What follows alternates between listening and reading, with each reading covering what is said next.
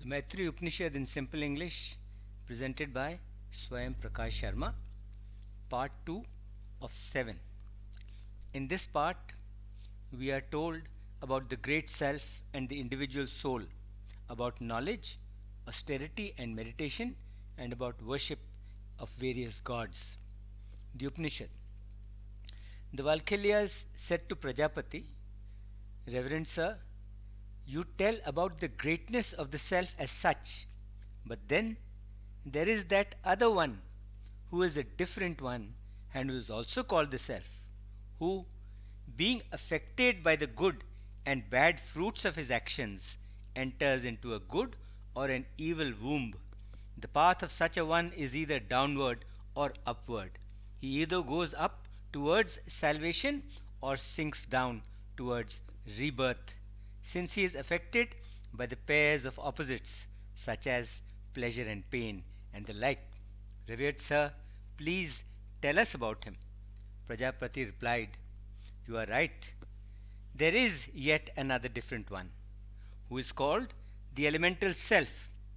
This elemental self is affected by the good and bad fruits of action, as a result of which he goes either to a good or to an evil womb, which makes his path either downwards or upwards, and then he wanders about, affected by the pairs of opposites such as goodness and evil, pleasure and pain, and the like. This is how we explain this. The five subtle and the five gross elements are called by the name element. The combination of these five subtle elements and five gross elements is called the body. He who is said to be in the body is called the elemental self. The immortal self of this elemental self is like a drop of water on a lotus leaf. This elemental self is affected by the qualities, by the gunas of nature, sat, rajas and tamas, goodness, passion and sloth, and being affected by them, it becomes confused, and because of this confusion, he is unable to see the blessed Lord, who is the causer of all action, and who dwells within himself. The self, overcome by the gunas of nature, overcome by the qualities of nature, becomes deluded. He becomes weak, disordered, and sensual, and starts believing in his own separate existence, binding himself by his own action, just like a bird caught in a net. He is carried along and polluted by the stream of the gunas, by the stream of the qualities of nature. He becomes confused, unstable, wavering, and full of desire. Being so distracted, he gets to the state of self love. He then thinks, I am he. This is mine. He binds himself with his self sense like a bird in a trap. Therefore, being affected by the fruits of his actions, he enters a good or an evil womb, because of which his path is either upward or downward. He either rises upwards towards salvation or he sinks further downward, being born again and again, wandering about, affected by the pairs of opposites.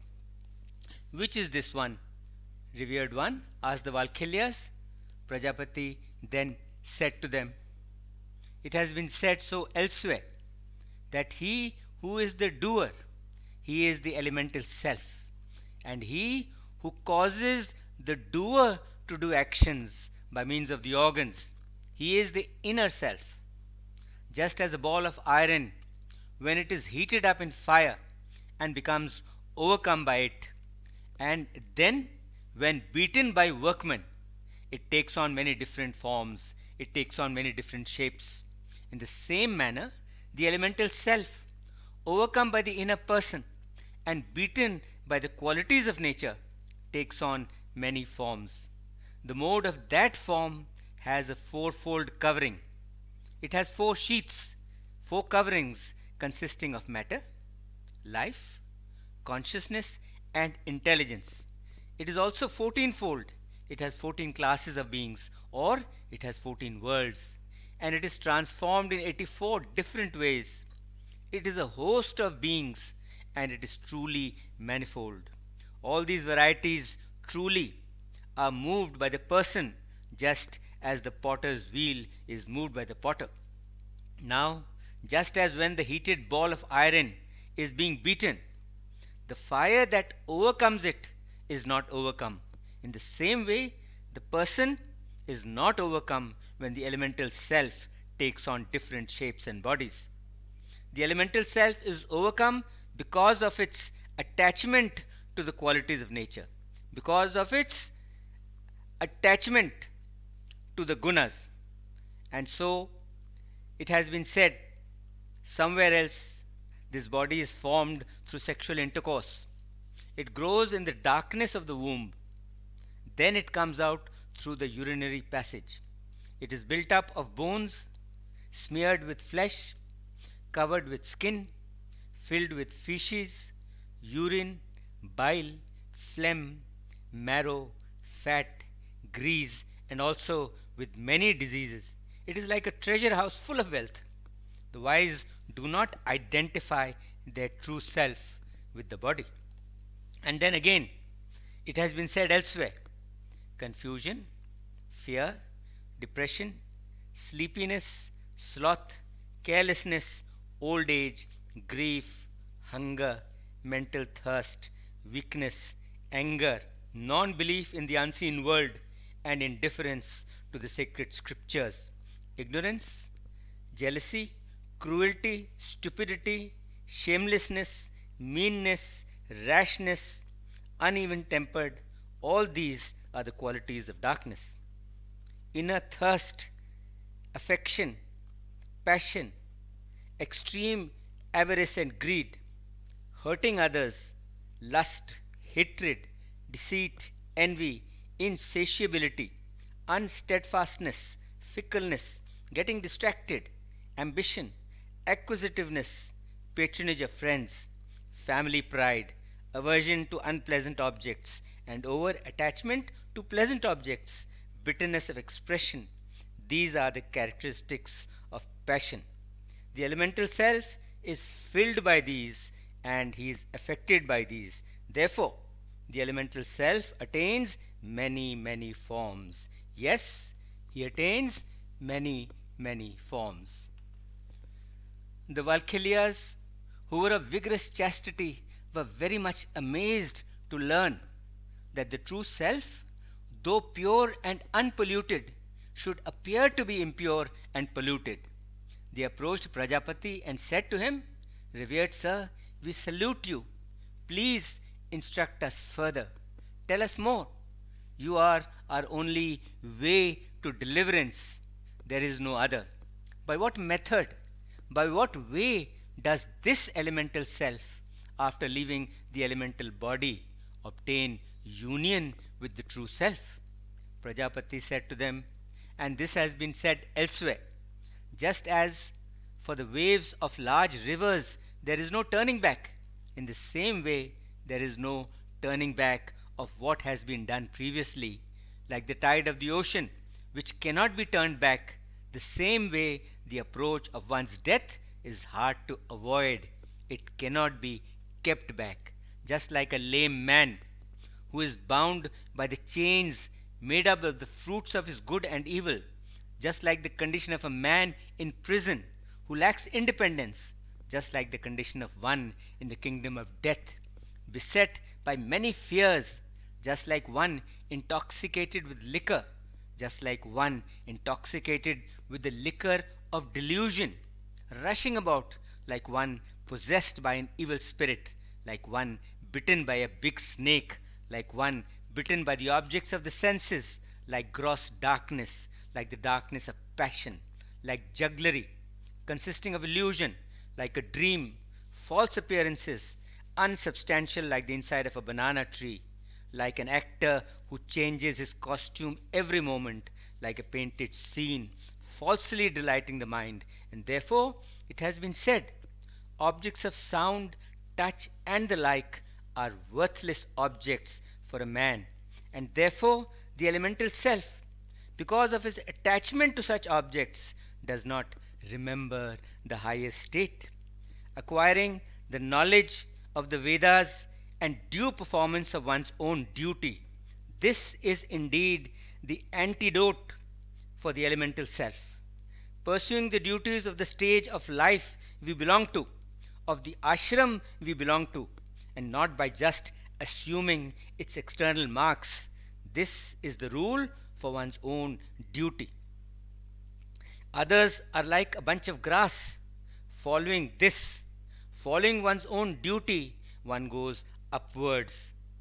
Otherwise, one goes downwards. And what is one's regular duty? That is which is prescribed in the Vedas. And one belongs to the stage of life by doing one's regular duty.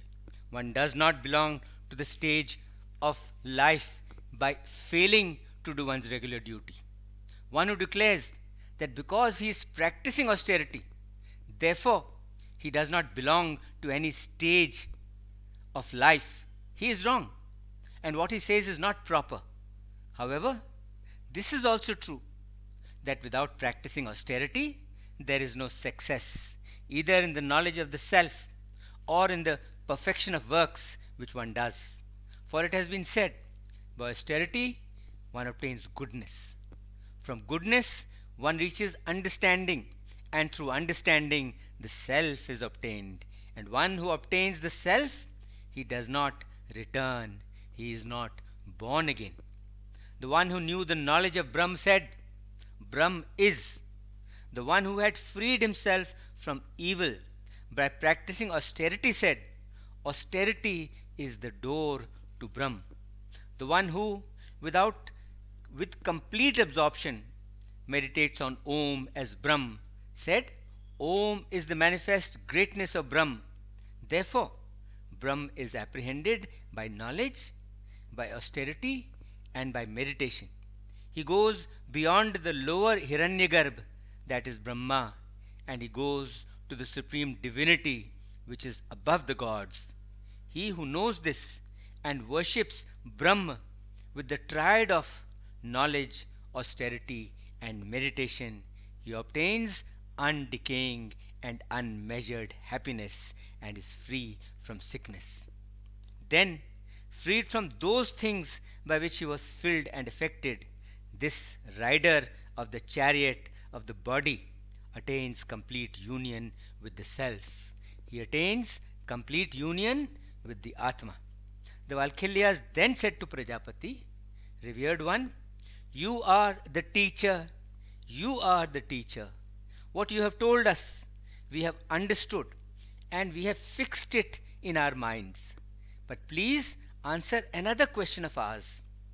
Fire, air, sun, time, whatever it be, breath, food, Brahma, Rudra, Vishnu.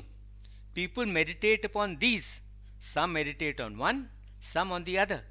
Please tell us which is the best for us to meditate upon.